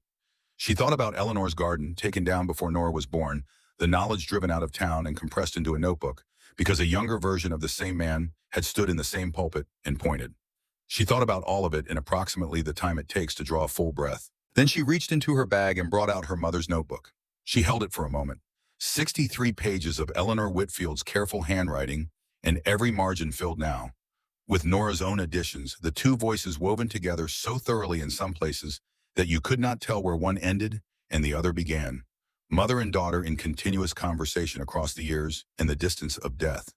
She leaned forward and placed it on the bed beside his hand. He looked down at it. I forgive you, she said, but I want you to understand something. Reverend, what I do is not witchcraft. It has never been witchcraft. It is paying attention. It is listening to what the earth is trying to teach us and taking the trouble to write down what you learn so it can be passed on. My mother understood that, her mother before her. Women going back further than your church or any church. Women who understood that the difference between a plant that heals and a plant that harms is knowledge. And that knowledge is not dark and it is not ungodly.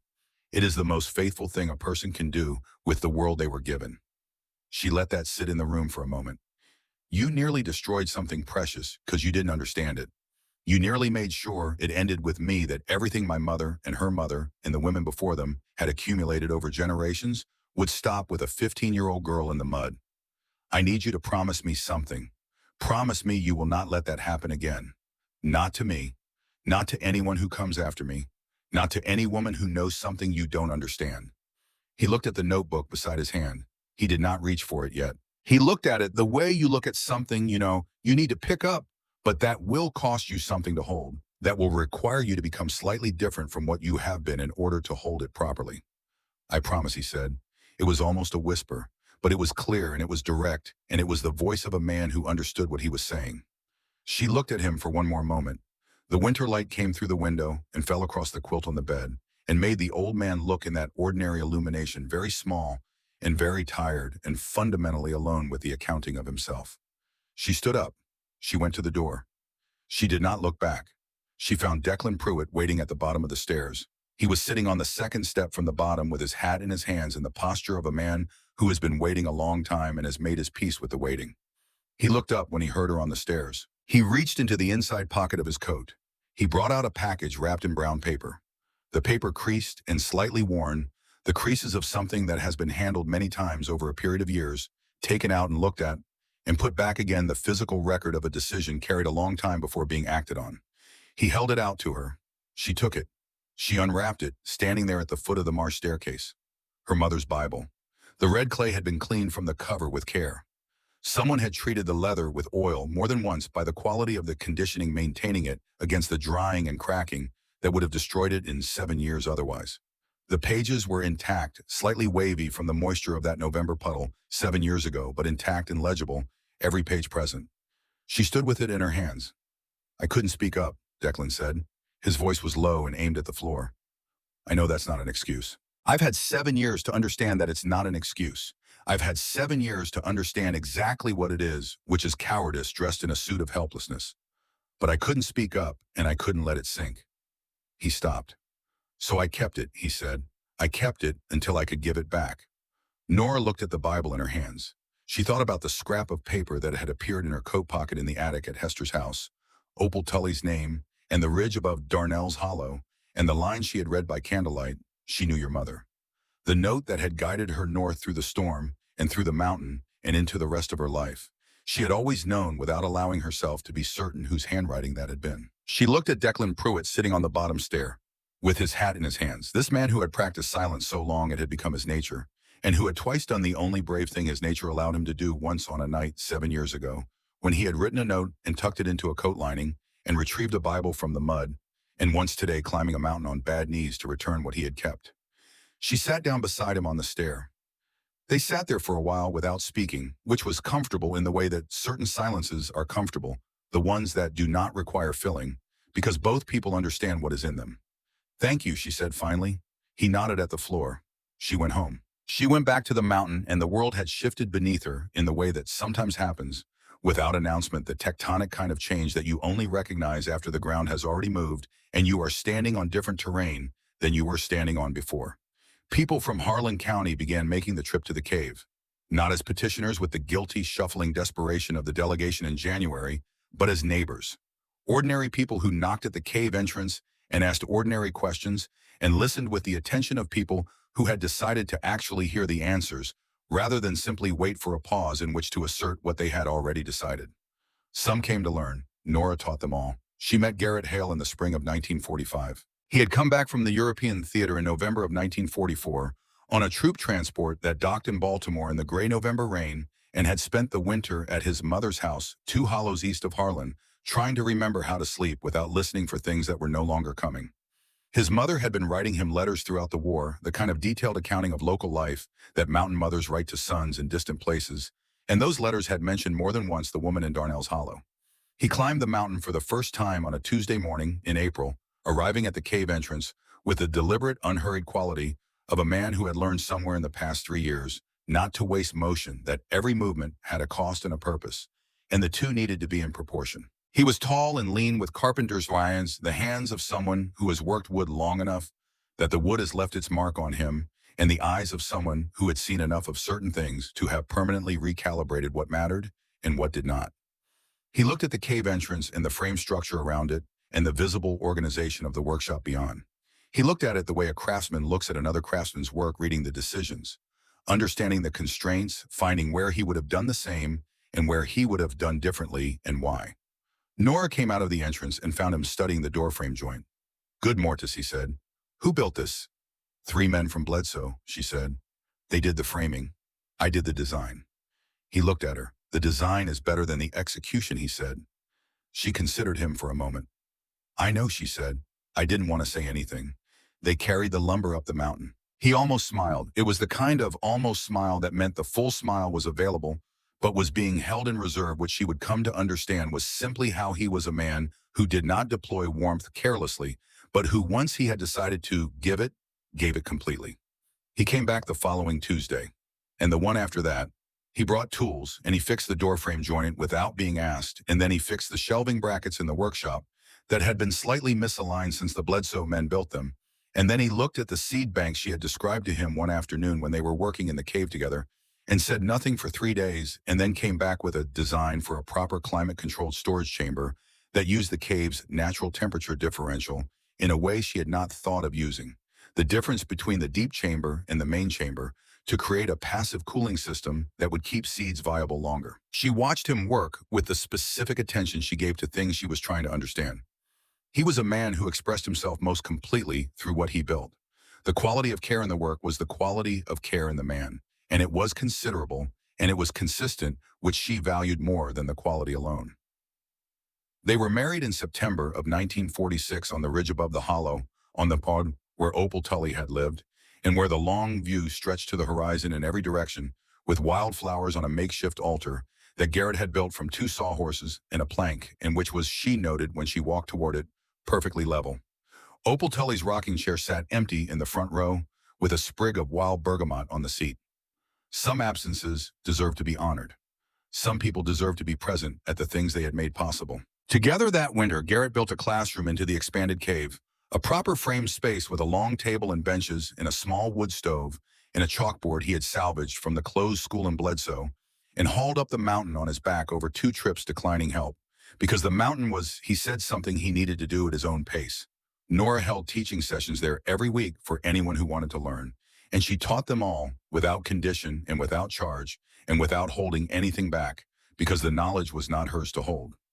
Garrett built a seed bank that winter as well, the design he had worked out during those 3 silent days after she described it to him, a deep chamber lined with limestone that used the cave's own temperature differential to maintain conditions optimal for long-term seed storage, cool and dry and stable, the kind of stability that only the earth itself could provide and maintain indefinitely. He built each of their 4 children a small garden plot outside the cave entrance, scaled to a child's reach and a child's attention span, and by the time the youngest could walk, she could identify 30 medicinal plants by sight and smell, and could tell you in the serious way of children who have grown up around serious work what each one was for.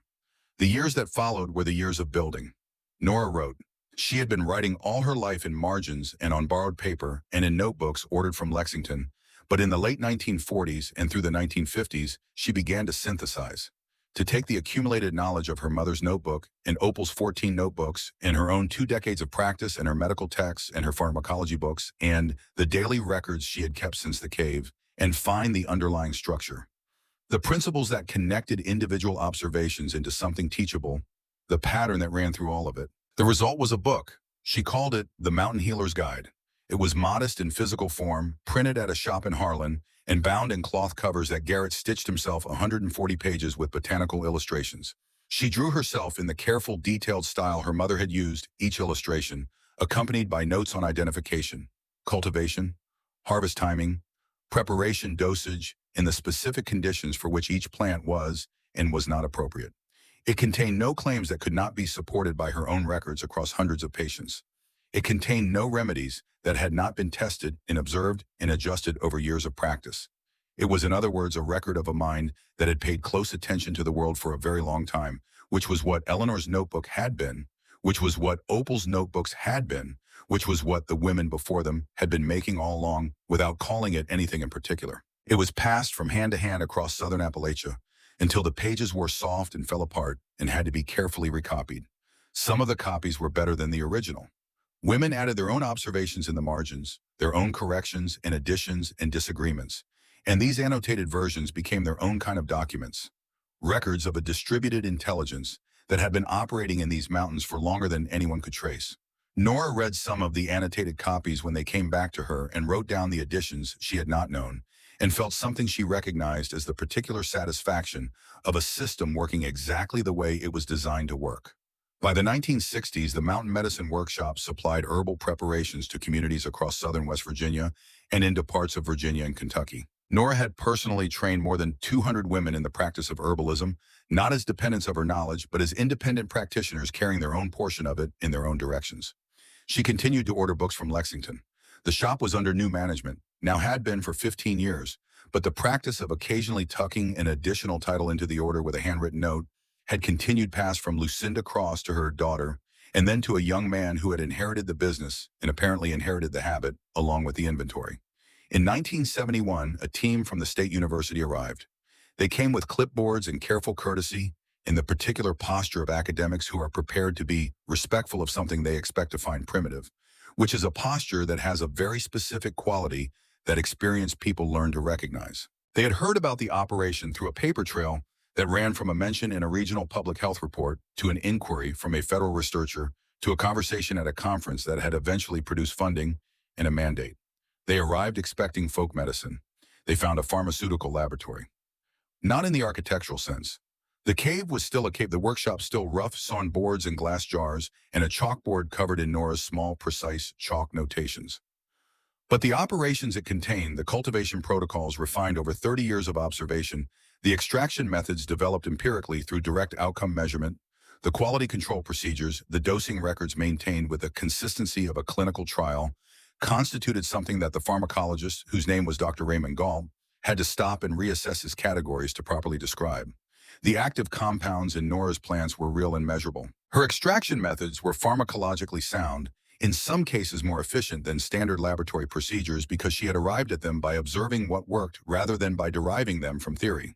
Her dosing, refined across decades of practice, across hundreds of patients, was precise, in a way that he found extraordinary, because precision without instrumentation required a quality of sustained attention that most trained practitioners did not maintain. He published a paper. Nora read it with her reading glasses pushed up on her forehead, sitting at the long pine table in the workshop on a February morning, with a cup of black coffee and the particular patience she brought to documents that were going to tell her something she already knew in a different language. She read it twice. Nice of them to confirm what Opal knew 50 years ago, she said. Garrett, who was in the corner, repairing a cabinet hinge with the same focused care he had brought to every piece of work in this cave for 25 years, made a sound that was not quite a laugh, but was in the same family and did not look up from the hinge. The paper brought attention. Journalists came and botanists and several physicians who had the intellectual honesty to arrive with genuine questions rather than prepared conclusions. Nora received them all with the same directness she brought to everything without performance and without false modesty. She showed them the plants and the records in the workshop, and she introduced them to patients who could speak for themselves, which they did with the particular authority of people whose relationship to the subject was not theoretical. She asked only that they represent her work honestly, not as mystical, not as primitive, as what it was: careful attention to real things conducted with rigor over a long time, producing real results that could be measured and replicated and built upon. Most of them complied. Caleb Marsh died in 1955. Nora heard about it from Winifred Cope, who had maintained a correspondence with her through the years, letters arriving every few months with the news from the county, the small and large events of a community moving through time. He kept his promise, Winifred wrote. He said so himself more than once in those last years. He said it was the only thing he did in his life that he was not ashamed of. Nora read the letter at the workshop table on a morning in October when the light was coming through the cave entrance at the low autumn angle, and the cave smelled of drying herbs and the particular mineral quality it always had in the cooler months. She thought about the old man in the back bedroom with her mother's notebook beside his hand. She thought about what it had cost a man like that to keep a promise like that. The daily choosing of it, the setting aside of the old habit of certainty, each time a new version of the same fear came knocking. The architecture of a man like Caleb Marsh was not built for the kind of sustained humility that promise required. It had cost him something real. She thought it had probably cost him more than she would ever know. She wrote back to Winifred and said she was sorry to hear it. She meant it. Garrett Hale died on a November morning in 1988, quietly in the bed he had built from chestnut lumber in 1947, with the long view of mountains through the window and Nora beside him. He went the way he had lived, without waste or drama, the way a craftsman who has done good work goes with the account settled and the tools put away. Nora buried him on the ridge near Opal's grave, where the view stretched 30 miles in every direction. She planted wild bergamot on the grave as she had planted it on Opal's, because it was the plant that smelled like something that had decided to be cheerful regardless of circumstances, and she thought that was appropriate for both of them. She was 66 years old. She continued to work. She died on a Tuesday morning in March of 1999. She was 77 years old, and she died in the cabin that Garrett had built for her on the ridge above the hollow, on the same ridge where Opal Tully had lived, and died with the same long view of mountains stretching to the horizon that Opal had looked at every morning for 40 years, and that Nora had looked at every morning for 53 years, the view that never repeated itself exactly, that was always slightly different in the light that gave you, if you paid attention to it, the sense of something patient and enduring, that the events of human lives moved across without altering. Her 4 children were there, Elspeth and Ruth and May, and the youngest Thomas, who had driven through the night from Knoxville when his sister called. 11 grandchildren, most of them. The window was open because Elspeth had opened it at dawn when the light came pink and clear over the eastern ridge, and the air came in smelling of the wild bergamot that Nora had planted along every path on the property over the years, from the cave entrance up the trail to the cabin, spreading until the whole south face of the mountain carried the smell of it in the morning air. Nora had asked for the window to be open. She lay with her eyes closed and her hands flat on the quilt, the way she had always lain when she was thinking, and for a while the children thought she was sleeping, and then for a while longer they were not sure, and then they understood. She was wearing inside the front of her nightgown the leather-bound notebook, her mother's 63 pages and her own lifetime of editions pressed against her chest, exactly as it had been pressed there in the hidden pocket of her coat on the morning they threw her out of Hester Pruitt's house into the November mud. Some things you keep close your whole life, not because you cannot let them go, because they are the thing that made you what you are, and you do not want to forget, even at the end, what it cost to become it. The seed bank she had built in the deep chamber of the cave was donated to a regional conservation trust. It contained 312 distinct varieties of native Appalachian medicinal plants, many of them now rare or endangered in the wild, preserved in the stable cool of the cave that had been doing this work of preservation for 10,000 years before Nora arrived, and that would go on doing it long after. The 47 teaching notebooks she had filled over the course of her life, covering everything from basic botanical identification to advanced tincture chemistry, to patient records spanning 3 decades of practice, were archived at the State University's Special Collections Library. They were cataloged under her name. They were made available to researchers. They were used. The mountain medicine workshop continued under Elspeth's direction and then under Elspeth's daughter's direction, and it continues to this day in the same cave, in the same limestone chambers, with the same south-facing entrance that catches the winter sun, and the same spring that has been running since before anyone who has ever used it was born. And every spring when the red buds come out on the south-facing slopes and the wild bergamot begins its slow ascent toward bloom, women from across the Appalachian region make their way up the trail to Darnell's Hollow. They come from West Virginia and Kentucky and Virginia, and from places further than that now, places where the name Nora Whitfield Hale has traveled in the way that names travel when they are attached to something real and lasting, something that changed the shape of the world in ways that can still be measured. They call it the Yarb Walk, a weekend of teaching and learning and walking the ridges with eyes open to the plants growing in the margins and the hollows, which is where the useful things have always grown in the places that other people pass by because they are not looking. A weekend of remembering the girl who was thrown into the cold with nothing and who responded by growing a pharmacy inside a mountain. They bring their own notebooks. They write things in the margins. What stays with you when you sit with a life like Nora Whitfield's? Is it the cruelty of what was done to her? A community that turned on a child because a frightened man needed somewhere to point his fear. The specific coldness of it, the mud and the split boot and the Bible sinking the people whose children she had healed, finding other directions to look in when she passed. Is it the resilience, the girl who walked north into the storm with nothing but a hidden notebook and a scrap of paper with a stranger's name on it and the absolute refusal to become what the world had decided she was? Or is it something quieter than either of those things? The mirrors. Those pieces of broken glass she collected from the cave floor from the wreckage of some moonshiner's vanity and positioned one by one against the walls at angles that sent light further into the darkness than it would have reached on its own. Not bought, not manufactured, not brought in from outside. Found in the rubble and turned toward use. That is what she did with everything they threw at her. The banishment, the isolation, the destroyed garden, the years of cold and hunger and silence. The accusation that the thing she did most naturally was the most dangerous thing a woman could do.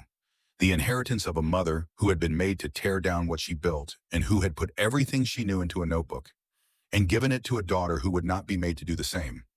She collected every piece of it. She turned it toward the light. She grew something in it that the world needed. There is a question that a life like this puts to anyone paying attention. Not a comfortable question. The kind that sits with you after the story is over and the light has changed and you are still thinking about a girl in red mud and a cave full of green things and what it means to refuse absolutely and stubbornly and magnificently to let the world's rejection become your definition. The question is not complicated. What are you carrying in the hidden pocket of your coat?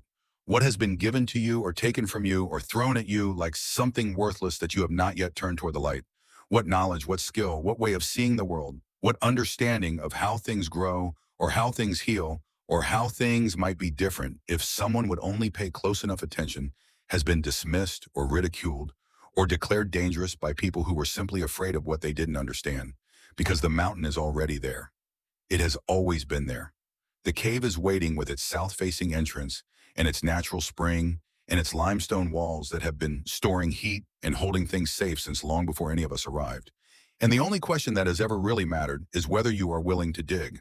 Nora Whitfield was not a witch. She was a woman who listened to the earth, and the earth as it always does for those patient enough to hear it answered back.